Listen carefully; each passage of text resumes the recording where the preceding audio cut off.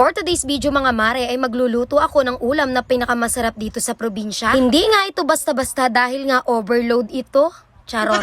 Nakita ko nga si mama na nagagayak nitong aming mga uulaming gulayin. Mayroon nga siyang pinatuyong gabi dito at kakway ako nga ang magluluto. Mayroon pa nga akong tirang sinaing na isda na may taba at lalagyan ko nga rin ito ng hipon. Habang nagkakahid ng nyug si Lula Nati ay ito namang mga sangkap ang aking iginayak. Gagamit lamang ako dito ng isang malaki-laking luya, ilang piraso ng butil ng bawang at 2 piraso ng sibuyas. Medyo maliit nga itong sukat ng mga sibuyas kaya naman dinalwa ko na lang. Pagkatapos ni Lula Nati sa pagkakayod ay agad-agad ko na nga rin itong piniga at ang kinuha ko nga dito ay yung pinakamalapot na gata at yung pangalawa. Maglalagay nga din pala ako dito ng kamatis kaya naman kumuha na din ako ng 3 piraso. Pero optional lang ito mga mare dahil pwede namang wala nito dahil gusto ko lang talaga maglagay. Kung okay na ang lahat ay binuhay ko na itong apoy at naglagay na nga ako ng kaunting langis dito nga sa aking paglulutuan. Sa pagluluto ng ganito ay pwede nyo namang i-direct doon sa mismong gata yung mga ricados pero para sa akin ay mas gusto ko nga yung ginigisa dahil mas gusto ko na lumalabas yung bango ng mga ricados. Nung lumabas na ang aroma, inilagay ko na nga rin pala itong mga kamatis. Nung lumabas na ang kaluluwa nitong mga kamatis ay inilagay ko na nga rin itong mga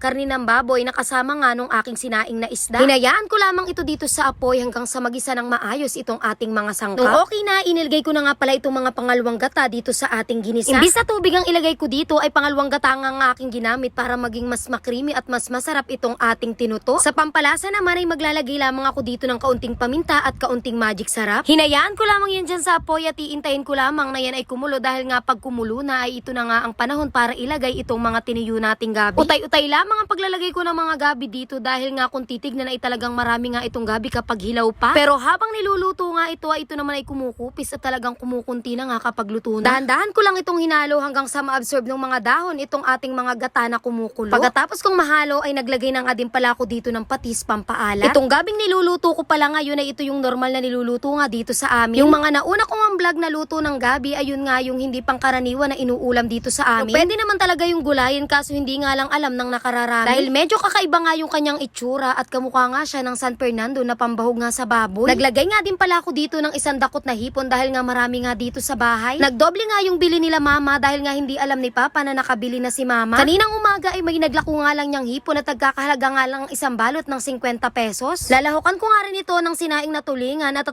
piraso na nga lang ito dahil nga tira ko lang ito nung nakaraang araw. Maglalagay din pala ako dito ng kaunting suka para nang sa ganun ay hindi siya ganun kabilis masira. Hindi nga pwedeng mawala itong mga siling green dahil isa nga ito sa nagpapasarap at nagpapabango nitong ating tinuto. Di ko na nga yan ginayat dahil hindi nga siya maanghang. Yang nabili ko nga atang mga sili ay yung ginagawang mga dynamite kaya nga hindi siya mahalang. Sa mga oras na ito ay inaantay ko na nga lamang magkati yung ating unang gata na inilagay. Nung tumututong na nga yung gilid itong kawali nitong ating pinaglulutuan ay inilagay ko na nga itong ating mga kakanggata. 2 kabuong yung nga pala ang inilagay ko dito dahil nga mas masarap itong tinuto kapag maraming gata. Sa gilid-gilid ko nga lang yan hinahalo dahil hindi ko naman yan pwedeng haluin ng mahusay dahil baka madurog itong ating mga isda. Hahayaan ko lamang ito dito sa apoy na kumukulo dahil nga ang gusto natin ay kumati yung mga gatang inilagay natin at magkaroon nga siya ng langis. Nagdagdag lang pala ako dito ng kaunting asin dahil nga medyo nakukulangan pa ako sa alat. Makalipas nga lang ang ilang minuto ay nagkati na nga yung ating gata at ganito na nga yung itsura mga mare. Ganyan nga yung sinasabi ko sa inyo na naglalangis-langis na nga itong ating mga gata. Sa mga oras na ito ay pwede ko na nga patayin ng apoy dahil nga luto na ito at iniisip ko nga rin na talagang hindi nga pwede na hindi ako magkakanin. Dahil amoy pa lang talaga nito mga mare ay talagang mapapakanin ka na. Bahaw yung kanin dito sa bahay kaya naman naisipan ko na parang masarap itong ipare sa sinangag na kanin. Kaya naman agad-agad ay nagpitpit ako ng bawang at ginisa dito sa kawali. Nung sobrang bango na, inilagay ko na nga itong lumang kanin namin dito sa kawali. Sa pampalasa naman ay naglagay lang ako ng kaunting magic sarap at kaunting asin. Para maging sosyal ay naglagay nga lang din ako dito ng fried garlic at kaunting spring onion. Hinalo ko lamang ito ng maayos upang sa ganun ay mag-combine siya all together, ganun. Luto na agad kaya naman nirekta ko na agad dito sa aking pinggan na kakainan. Kaya kung minsan na ayoko talagang magluto dahil hindi ko talaga napipigilan ng kumain. Hala uy, ang perfect, parang tayo. Kain na ang arte uy.